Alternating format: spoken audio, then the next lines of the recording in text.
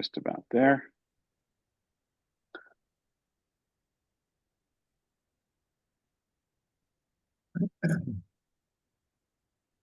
So good morning, everyone, and good evening, Yossi. It's was it 7 o'clock where you were? 7. It's a reasonable hour. Yeah, that is.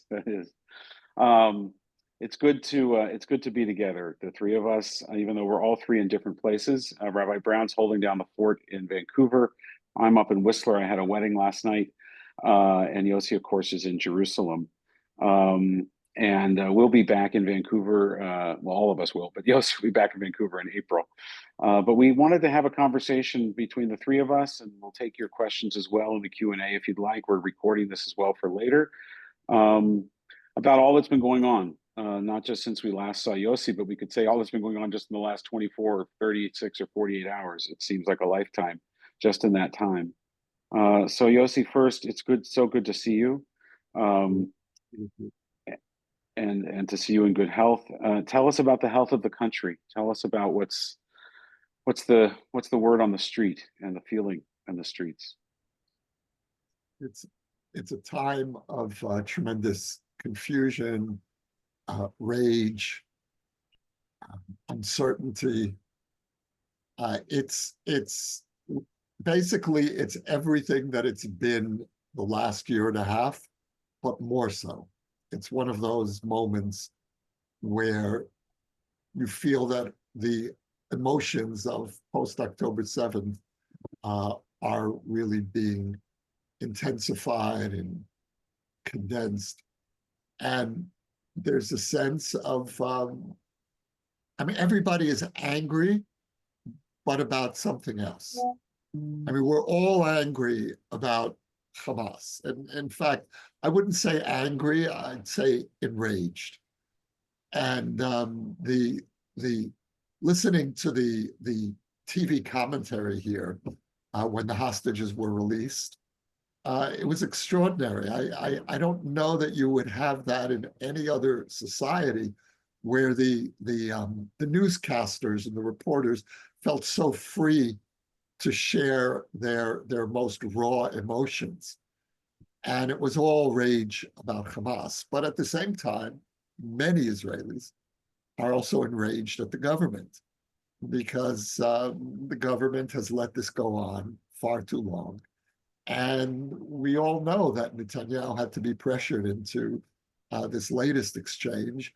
And in all likelihood, he's going to try to sabotage the next phase. So 70% of the country wants the next phase of the hostage exchange to go on, which is to say that a strong majority of the country accepts the inevitability of ending the war. But you have a vocal minority that is demanding that we resume the war as soon as this stage of the exchange is over. And so we're really being set up here for a very ugly internal confrontation over the hostages, which should have been a unifying issue, but is turning into the most divisive issue at this moment. Watching those images, the propaganda of the hostage turnovers in Gaza, the feeling, and I know they're trying to project this, is that Hamas is almost unscathed. You look around and it's rubble, but they, with their clean uniforms that they dug out from storage, but the vehicles that are not dented or dinged up, and all of the weaponry and stuff like that. You wonder what was really accomplished. I know it wasn't a war of choice in any way, but what was accomplished other than infuriating a whole population and the world in these 18 months?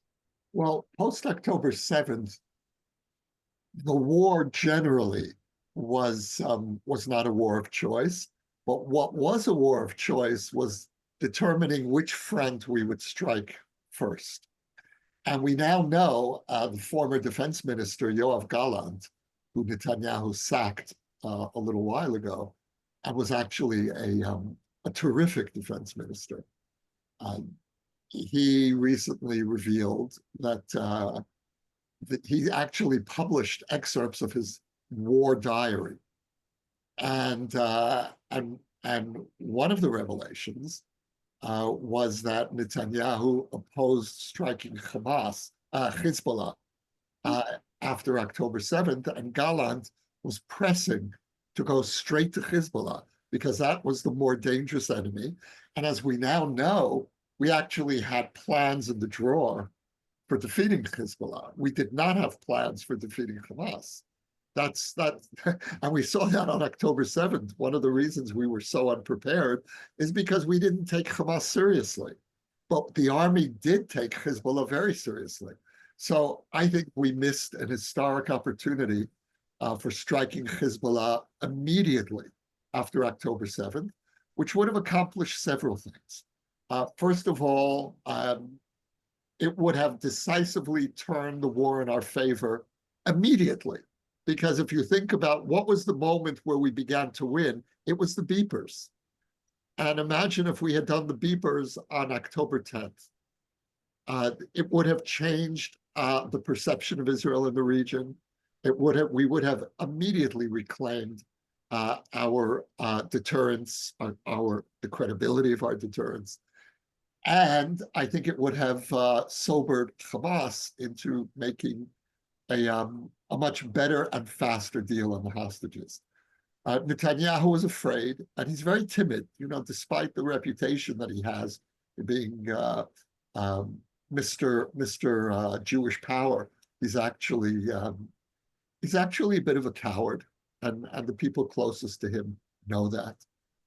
And so what was a choice was which front are we going to concentrate on? And I think we know now that concentrating on the Gaza front was a terrible mistake for all kinds of reasons. We expended whatever capital we had after October 7th in the Gaza quagmire. And anyone who knows Gaza and everyone who has served in the army in the last 30, 40 years has spent time in Gaza. It was no surprise what this war was going to look like. And given the fact that we didn't have a plan, that should have dictated the direction of the war as God was proposing. But, that's all hindsight now. And as far as your question, I don't think that Hamas has the upper hand. We don't know the real emotional state of the Gaza population. I don't think people are celebrating a victory there now. I think Hamas is trying to put on a brave front. And when you're standing in the ruins, when Gaza looks like Berlin 1945, it's hard to really maintain a credible posture of victory. So I think we're going to have to live with this charade, because that's what I think it is, for a little while. And then I suspect that Hamas is going to start publicly unraveling. Maybe that's just wishful thinking, but that's my sense. Carrie, you were just there. Yeah. So I was just in Jerusalem for my winter Hartman seminar. I just returned on Wednesday of this past week. Actually had dinner with Yossi on Tuesday night. So I feel like, even though that was just a few days ago, Yossi, I feel like it was a long time ago in the news cycle of Israel. I want to just reflect a little bit about kind of what I saw, and in particular, some of the things that felt a little different. This was my third trip to Israel since October 7th. And every time feels a little bit different, both the kind of emotional, kind of just feeling in general in the air, and conversations with individuals, with friends. I was also there in a kind of a peculiar week. It was the week of 2 hostage releases. So altogether, there were 11 hostages, 6 Israelis and 5 Thai nationals who were released. And in some ways it felt like a little bit of a reprieve of some of the depression that I had felt in the past two visits. But at the same time, I could tell it was right there under the surface. It felt kind of like just a little bit of a momentary facade. Some of my conversations with Israeli friends were really filled with deep frustration. But about the government or about the government, about the Haredim, about yeah, just the way that things have dragged on, the feeling that the hostages should have come out sooner. true, you know? Yeah. There's one actually photo I took that I wanted to share, if I can share it on my screen. I was out to dinner with a friend, and you see in Israel, and this has been the case in all these visits, the posters everywhere. But I saw one bus stop that I felt was like so emblematic, and a little bit of what Yossi, you were just talking about the 70% versus the 30%, was this bus stop. And you see these things all over the place. So the top is all of the hostage posters, and we're familiar. We see these in Vancouver. We have them on signs that we bring to our rallies. We see them on light posts and all over town. But it's the bottom posters that we don't see here, that say Ad Nitzachon, until victory. And these are fallen soldiers who, those who put up the posters, want complete eradication of Hamas, to be able to make, the statement that this is why the soldiers fell, was to take out Hamas, and if they end the war without doing this, it's like they've died in vain. And this tension. Very much. Because we've never experienced anything like this in any previous war or hostage situation, where one part of the country is pulling at the heartstrings by displaying the faces of the hostages, and another part of the country is pulling at the heartstrings by displaying the photos of fallen soldiers and saying, choose. Now, what do you mean choose? We're grieving for everyone. And that's something that I find so unforgivable of what the right did, to try to undermine the emotional power of the hostage posters by presenting the images of fallen soldiers. And that's typical of how this has operated over the last 2 years, even, of course, before the war as well, by just feeding off of our schisms and turning hostages and fallen soldiers into pawns in our internal divides. And that's something that really we've never experienced. Well, that's one of the things I kind of wanted to explore, because all of those fissures existed. Many of them existed in Israel before the war, right? The democracy movement, the secular religious divide, the multiple elections, and all of those things. It seems like such a fractured society, and yet I was watching one of the Israeli newscasts the other day. The sense of Am Yisrael, the sense of peoplehood, of everybody feeling, even, it seems, on the extreme right, such a sense of fidelity with the hostage families and welcoming these victims back, with open arms, and the country coming together in those moments, however brief they might be. So I'm like, from here, I'm seeing two different Israels. I'm seeing this incredibly fractured Israel, but also, this, we will do this together. We're all in this together. What a unique population we are. What a people to be a part of. And I would like that to be the story, but it isn't quite. Mm-hmm.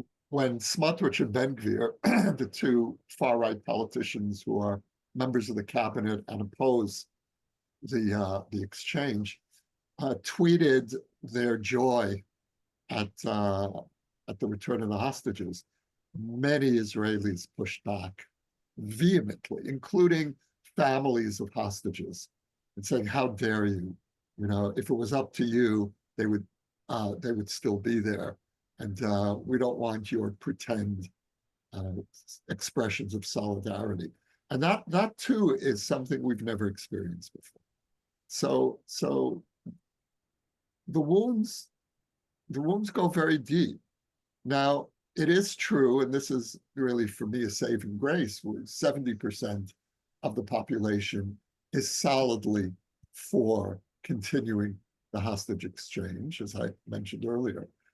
And certainly many of those who oppose continuing the exchange feel a little embarrassed about that.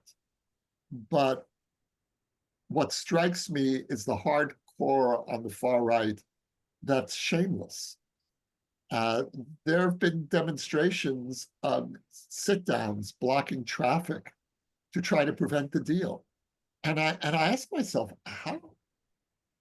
where do you get the nerve in this country with this is such a charged issue to sit down in the middle of the street and block? I mean, you don't know who's in that car. You could be blocking families or friends of hostages. And so that's an expression of a shamelessness in the hardcore of the far right. And again, that's something that we haven't seen here before. Mm-hmm.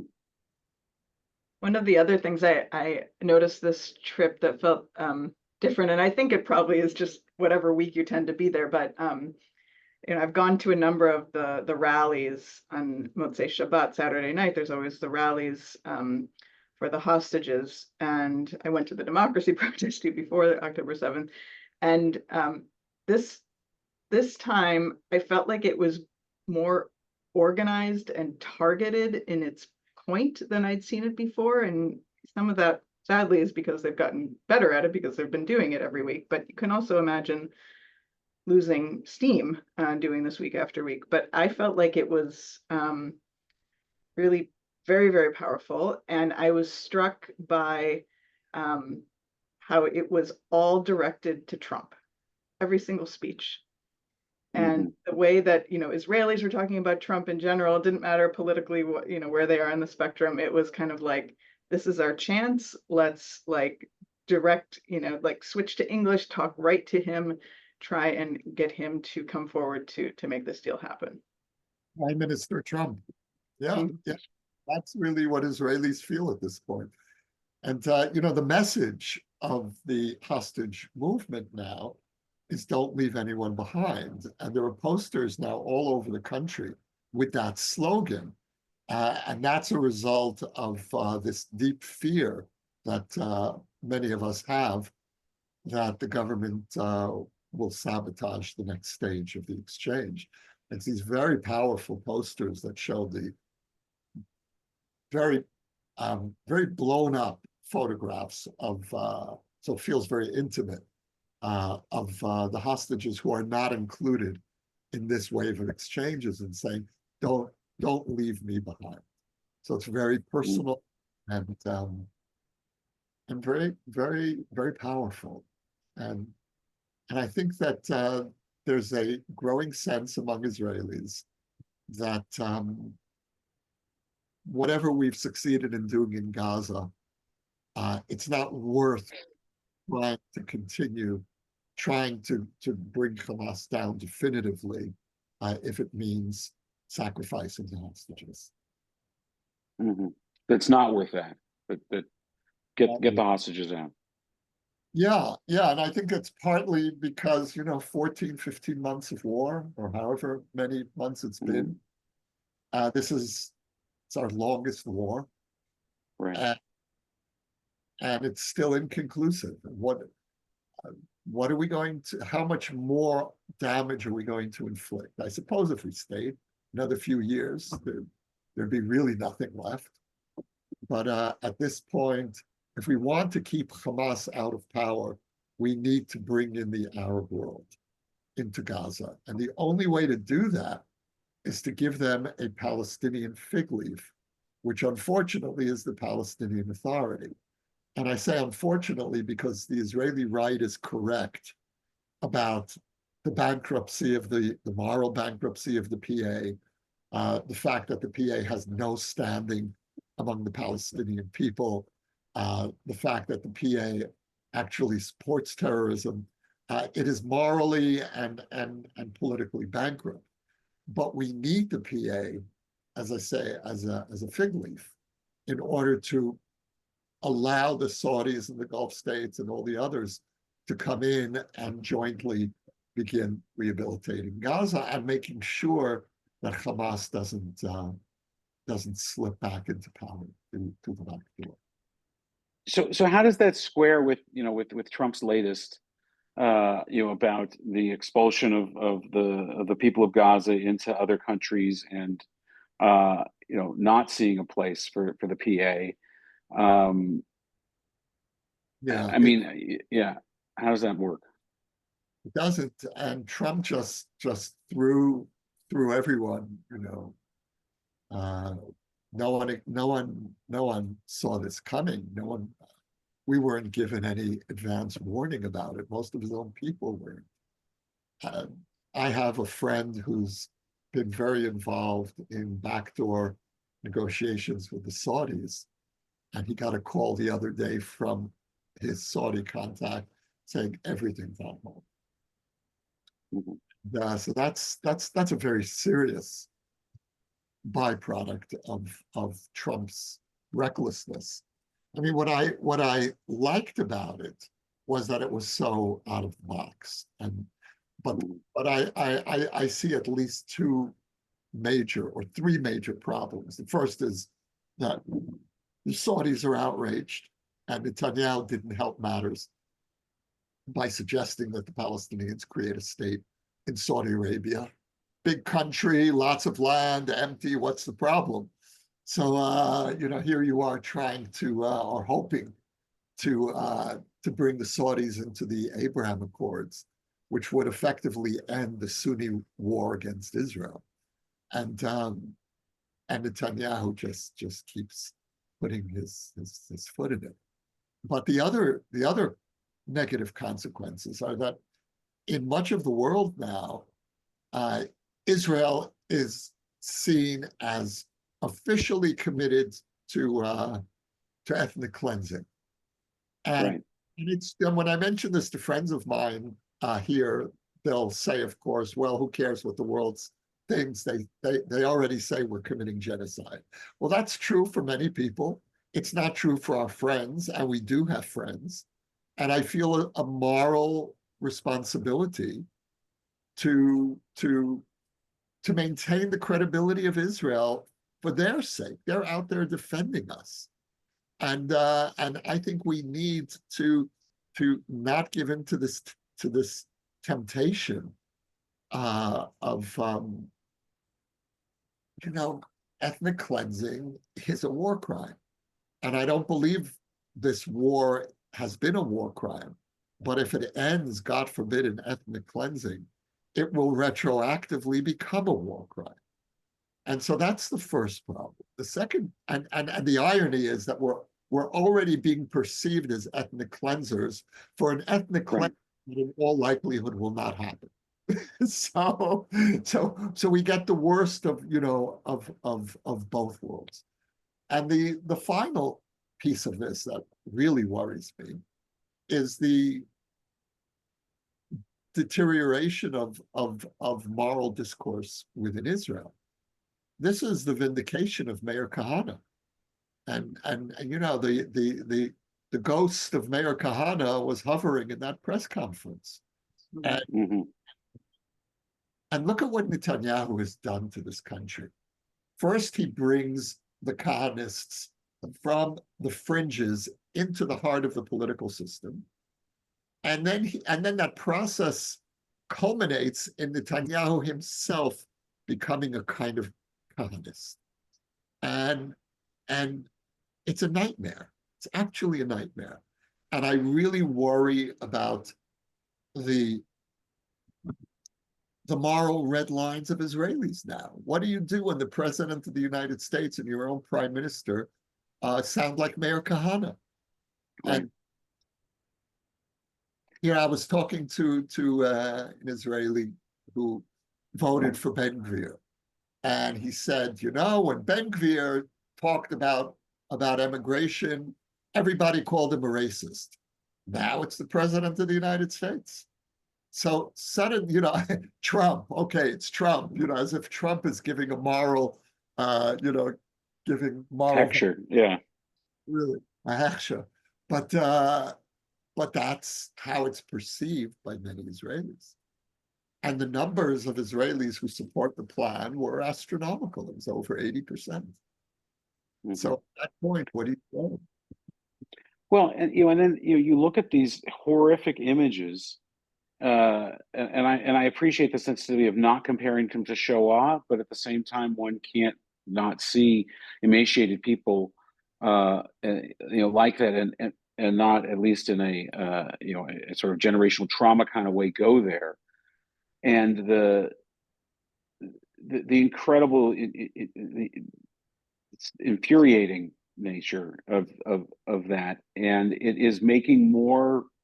It's making more right wingers. It's we told you so. It's look what they've done, and how can you have peace with these people? And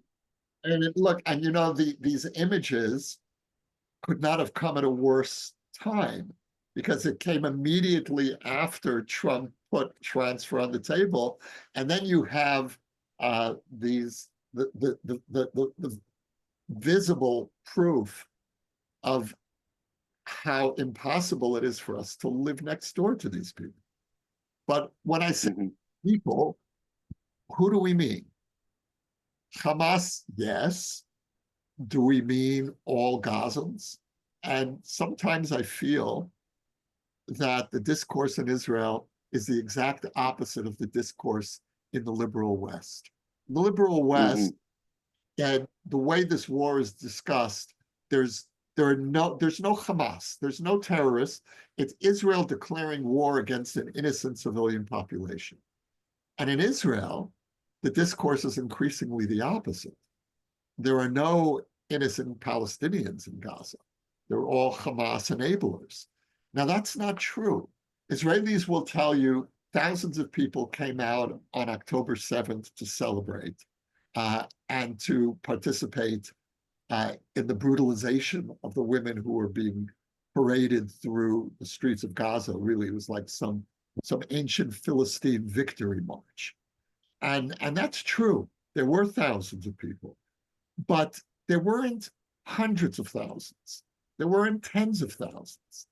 And even those who came out to celebrate, you can have the most obnoxious political opinions. That doesn't mean that you are held, it's not a crime to have criminal opinions. It's a crime to act on them. And we're losing that distinction. And I worry about it very much. Yeah. Before we shift to some questions, and maybe Rabbi Brown has some more, Yossi, what's going on in the north? We don't hear much about it here. Have people started to return to their homes? I mean, we hear a little bit of some conflict continuing, but what's going on there? Very little. Many of the homes are wrecks. This is after 14 months of shelling, and the devastation is widespread.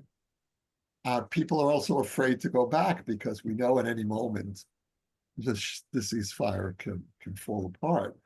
But what especially concerns me is further north, and that's Iran. And we're not talking about Iran. And this is part of the problem of what Trump has done here. He's shifted the entire focus to Gaza. Now, obviously, we need to deal with Gaza. But Iran, to my mind, is the only real existential threat that we're facing. Hamas and Hezbollah are threats, but they're not existential threats. And Iran is on the nuclear threshold. We know that they're intensifying their push for a bomb. And when it comes to Iran, I am an unqualified hawk. I think that we should have attacked Iran years ago. I personally would have wanted to attack Iran on October 8th. That would have been a proportional response to October 7th. To go right to what we call here the head of the snake. And instead, we keep allowing ourselves to get caught in a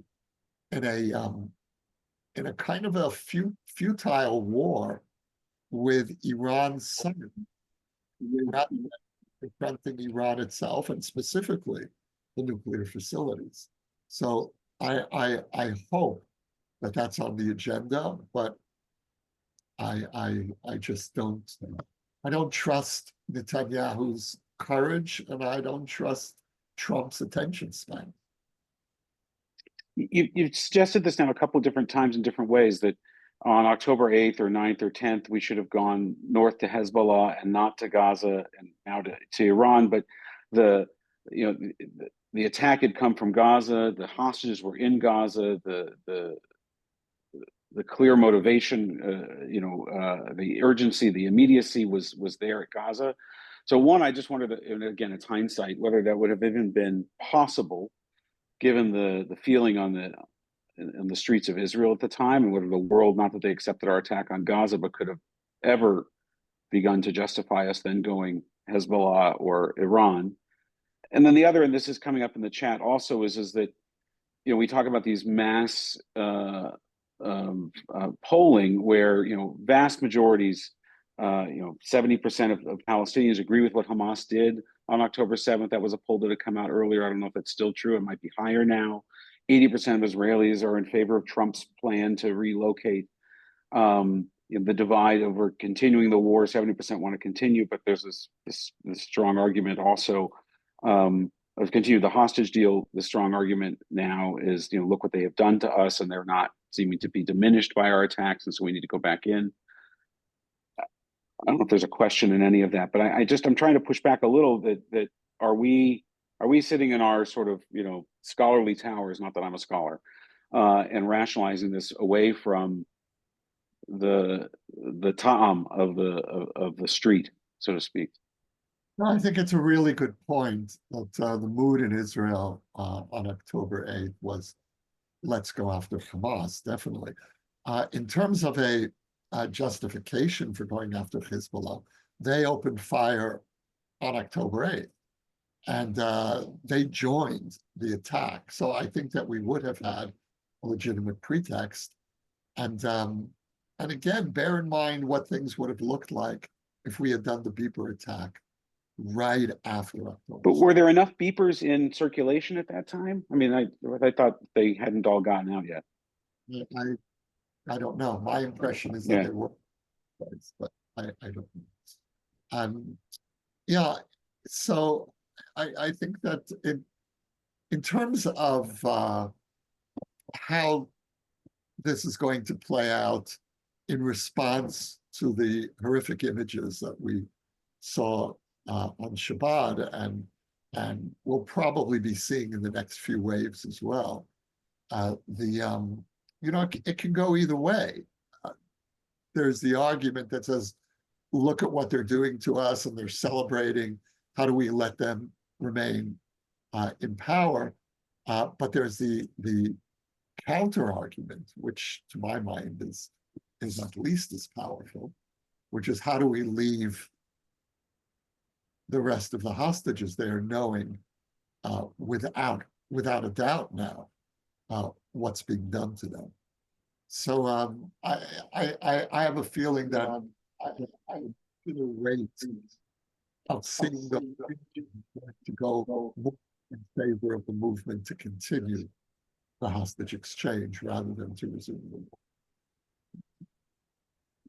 Yossi, one of the things that's kind of come up in the chat that I've been noticing is thinking about you know, assuming Hamas cannot be completely eradicated, at least in the, short to medium term, what happens to Israel with Hamas remaining on its border? How do Israelis adjust to that notion of reality after thinking that Hamas can't be there? And what's the future like? Well, there's going to be a buffer, whether it's a few kilometers or whatever it'll be.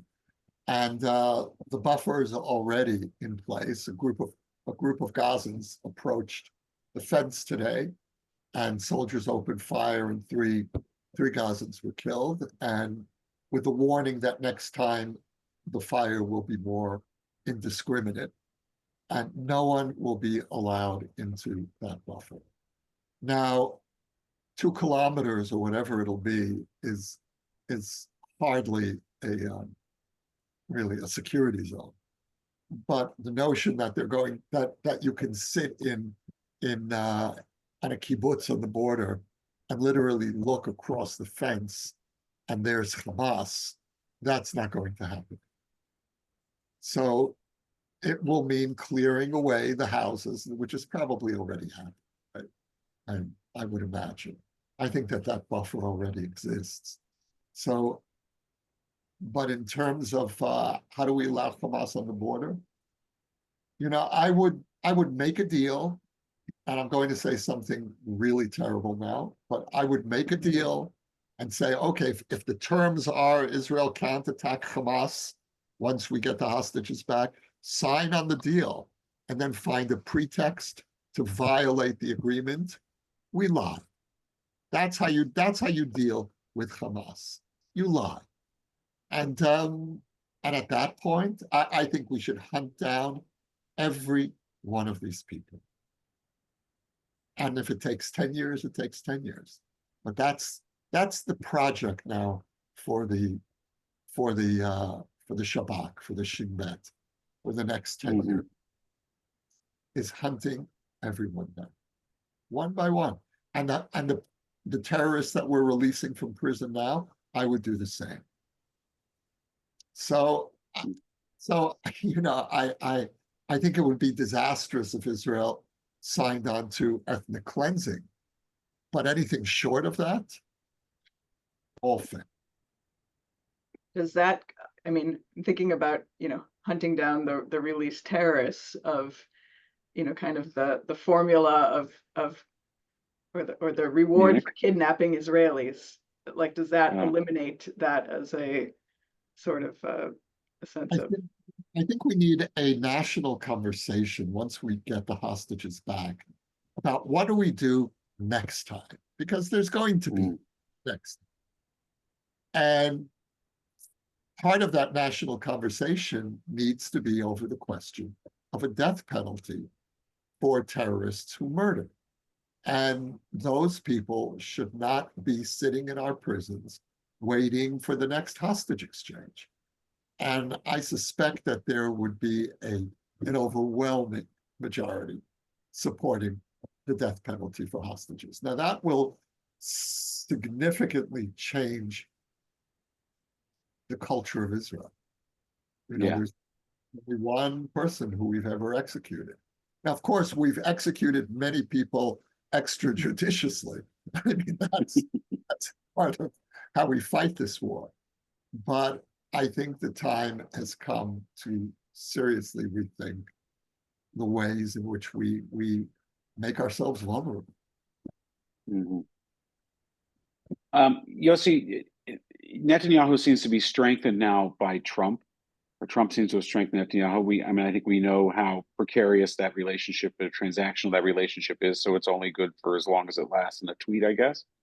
But it does seem like where his coalition was beginning to fray over the Haredi draft issue, certainly before the war, over the democracy movement, even though Ben-Gvir has left and Smotrich has threatened to leave, he seems to have a stronger hand now. Does anything take down this government? Is he in the strongest position he's ever been in, it seems like, or since October 7th, for sure?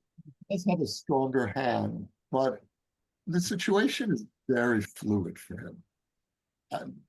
If he tries to end the exchange after this first wave, there's going to be a revolt in Israel.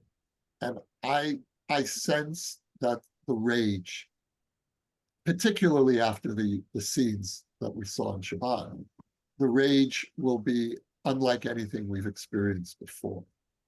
And this government is being, this government will be accused of murder, of murdering the hostages. Whether you think that's fair or unfair, that's where the emotions are for many, many people here.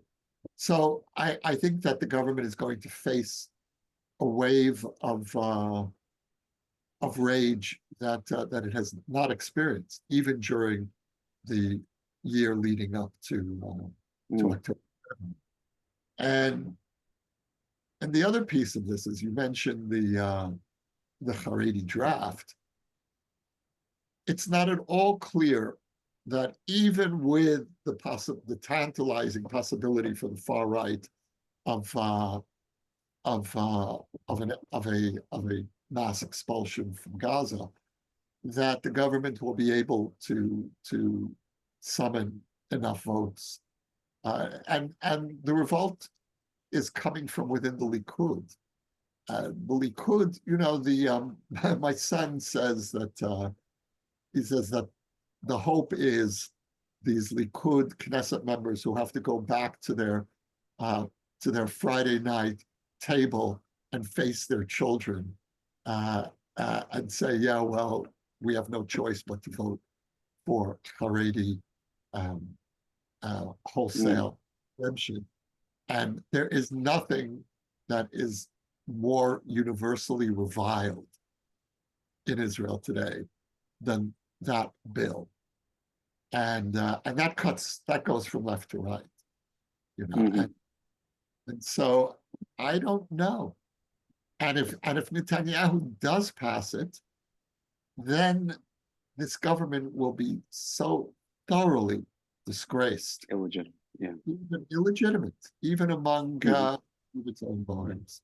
So maybe that's a good thing. You know, let them do everything they want to do. Let's get it all on the table and let's look at what they are. And then the public will. I have two other, I don't know, questions, thoughts. One is that we're going to start to see in the next few days or transfers, body bags and caskets coming back, including perhaps the Bibas family, and how Israeli, you know, it's hard to know, but you're there, how Israeli society is going to respond to that. We're seeing walking cadavers in some ways with those three men this past weekend. And the other, and this is a separate question, but is two-state solution completely dead? I mean, did Trump just kill it? Has this Netanyahu finally put the death nail in it? Is it because for the longest time people felt that was the only way, short of ethnic cleansing, which you've said, and I would agree, is a business that Israel and the Jewish people should stay as far away from as possible. We've been accused of it erroneously. It horrifies me to think that we would do it. And so what is the long-term solution for two peoples? It's a big question. You know, because what I've felt for many years, and still do, is that there are two truths about a two-state solution from an Israeli perspective. The first is that we need a Palestinian state. There must be a Palestinian state. And the second is there can't be a Palestinian state. Or to put it another way, ending the occupation is an existential need for Israel, and preventing a Palestinian state in the West Bank is an existential need. Now, I don't know what to do with that. I've never known what to do. That's basically been my position since moving to Israel 40 years ago. And not much has changed for me. I still think that the left is right about the occupation and the right is right about security and peace. And what do you do? So the only way out that I see at this point is a regional solution that the Saudis would initiate and bring in all the Sunni countries and create something like a Palestinian state minus, not full sovereignty. And I don't know what that will look like, but certainly for a long time, it will be heavily supervised by Israel, perhaps together with our Arab allies. And that's a very tantalizing prospect, that Israel, together with the Arab world, which fears a radical Palestinian state, it fears an Iranian-sponsored Palestinian state. We now have a shared interest in controlling a dangerous Palestine. And there was another poll that was just taken, amazing poll. 60% of Israelis say that if the price of peace with the Saudis and a regional agreement is a two-state solution, they will accept it. Mm-hmm. Now, that surprised me, but it's that the situation today is very fluid. A majority of Israelis want to expel the Palestinians. Another majority, same majority, a little smaller, but still said, okay, if we can get the Saudis on board, then we'll try a two-state solution. Well, a moment ago, you're telling me you want to throw them out, and now you're ready to give them a state. So it gives you a window into how volatile Israeli thinking is right now and Israeli emotions are. And basically, when I put those two polls together, 80+% for ethnic cleansing and 60% for a two-state solution, if it happens under Saudi regional auspices, my conclusion is that where Israelis are at is whatever the hell will work. Mm-hmm. Almost anything. Two states, expulsion. And that's an interesting place for Israel to be in. It's a dangerous place, because if anything is possible, well, that could mean anything. So, right. But it's also very unpredictable. Israel today is really a strange place, and we don't know ourselves. I'm not, to tell you that I haven't been tempted when I'm off guard. Expulsion. All right, and then I catch myself. But I'm part of that same drift, It's like we're in such an impossible situation that Trump thinks we can get away with this. The Saudis think we can have a regional peace agreement. Anything's possible. Well, we live in I mean, I would say it's not just Israel that's like that. The uncertainty of life in Canada, the things that you thought that you always knew about our neighbor to the south and that relationship, or the uncertainty of life in Europe or in Israel, or sorry, in the United States. I mean, it really does feel like we are, really living in the boiling water in that transformative time. I think about my parents, my grandparents' generations, and what they lived through, and whether they were aware of it at the time or was only upon reflection that they lived through it. Certainly, I would think during World War II, people understood that they were living in this, cataclysmic, transformative moment. I feel like we're living in that now with all of the, I don't want to get too techie on this, but with all of the new challenges of social media that is framing that dialogue in such narrow, focused kind of ways, where people are really not hearing other perspectives to incorporate those into their thinking. And it takes, so like Yossi, like the brakes that you just put on yourself about ethnic cleansing, I mean, that takes a moral center that I find diminishing more and more in our social discourse. I think it's Because also a moral gap, sense, yes. a Sorry. gap of leadership. I mean, I think that's where good leaders step in to be able to help a population kind of see where we need to go. And what I see with a lot of leadership, you know, Bibi, yes, but also lots of others, is kind of taking advantage of so many people feeling untethered and uncertain. And it's very dangerous. And I just want to add one other thing on Yossi, I want to come back to you, that, I mean, this is the role of religion, and it has been throughout history, to be that moral compass, that moral center in times when the edges are fraying and the fabric of society is disintegrating. What holds it together is this, hopefully eternal moral truth. And as we move further and further away from a universal morality and into extremist moralities, I worry very much that people are going to say, well, that's true for you and your belief system, but my belief system and my truth is totally different, and there are, they can't find a bridge to each other. And if you're living in a situation of such extremity, then that, of course, even people with a strong moral center, and that's how you get to 80% of Israelis supporting the Trump plan. And look, I do think we have some very fine moral leadership in Israel. They're all in the opposition, but we do have people who, I'm thinking of Gadi Eisenkot, for example, who he lost his son in the fighting, and then a week later he lost his nephew, and he's someone, and he's a former chief of staff, and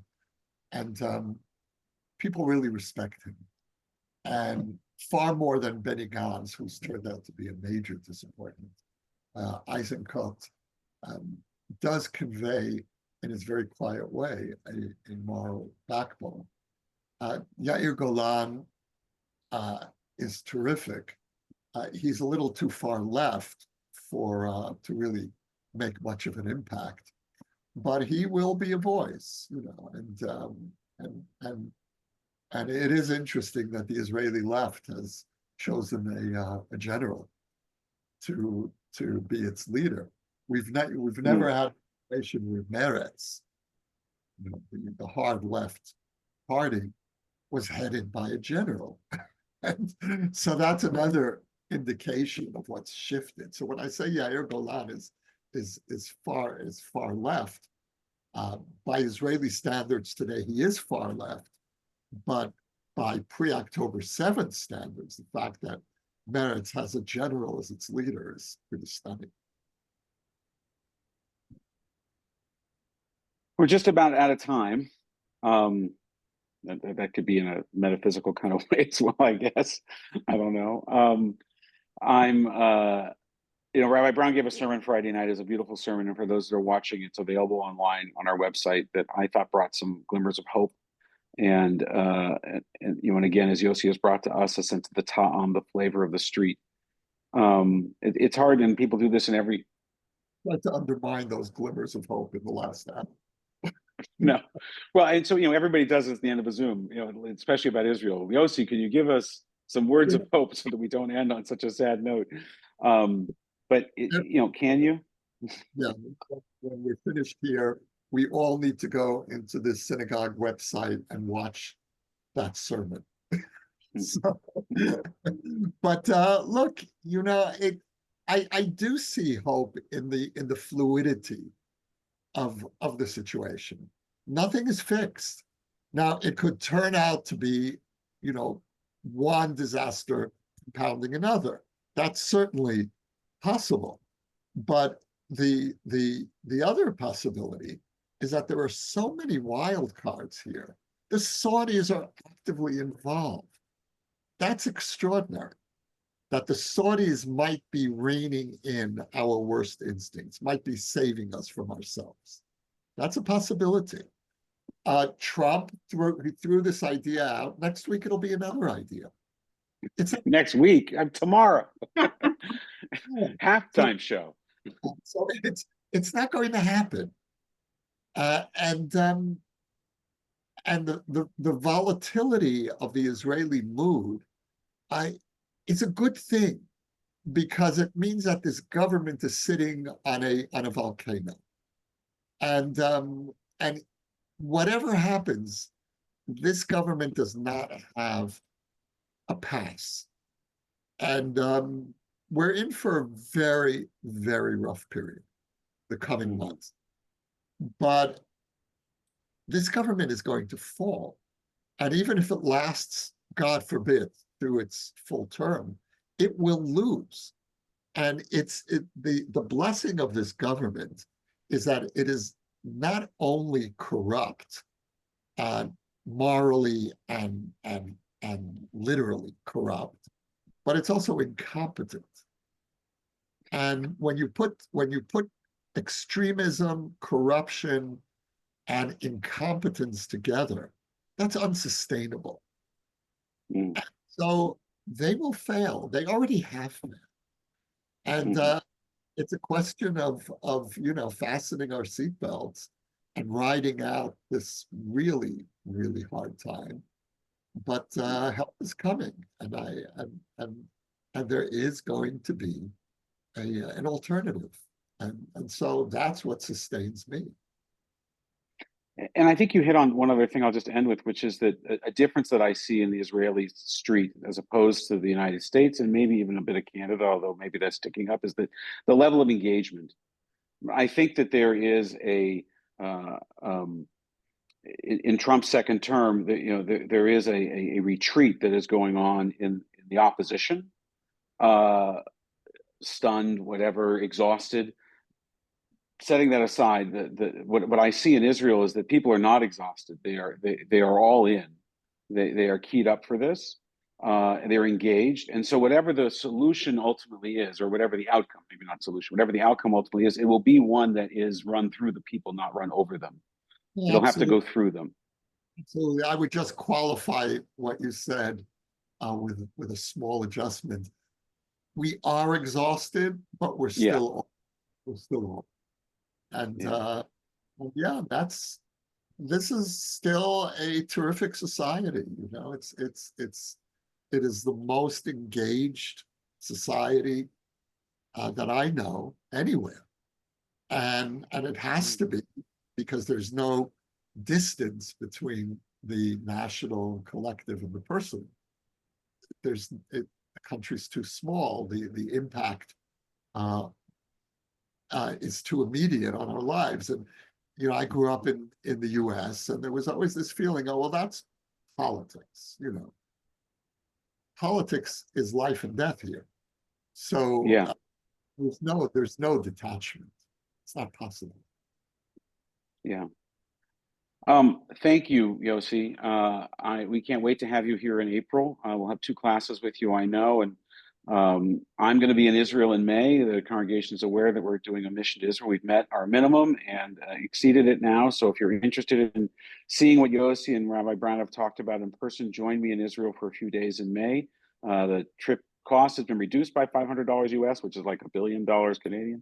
And the deadline has been extended to March 1st now that we know the trip is going. So sign up online for a refundable deposit if you'd like to join us. Yossi, thank you for your time. Rabbi Brown, thank you always for being such an incredible colleague and your insight. Yossi, final thought, word?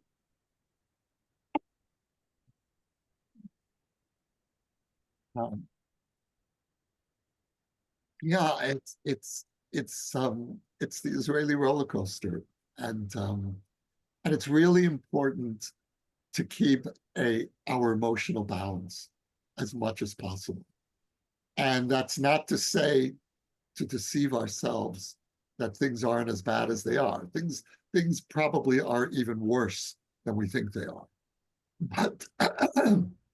But our what we have going for us is also better than what we're very often aware of. And we're going to make it, but it's going to be difficult, really difficult. And Yes. And so we need fortitude, most of all. Yes. Thank you, Yossi. Thank you, Rabbi Brown. Thank you, everyone, for joining us here with this chat. I'm going to put Rabbi Brown's sermon link right there in the chat for those that want it. It'll disappear in a moment, but hopefully you all see it. This will be recorded as well, and we'll put it up online shortly. Yossi, get some sleep. And Rabbi Brown, I'm on my way back. The mezuzah hanging, and then a Super Bowl party. And a good week to everyone. Please stay safe. Thanks, Thank you all. Thanks, Rabbi Dan. Take care. Bye, everyone. Bye.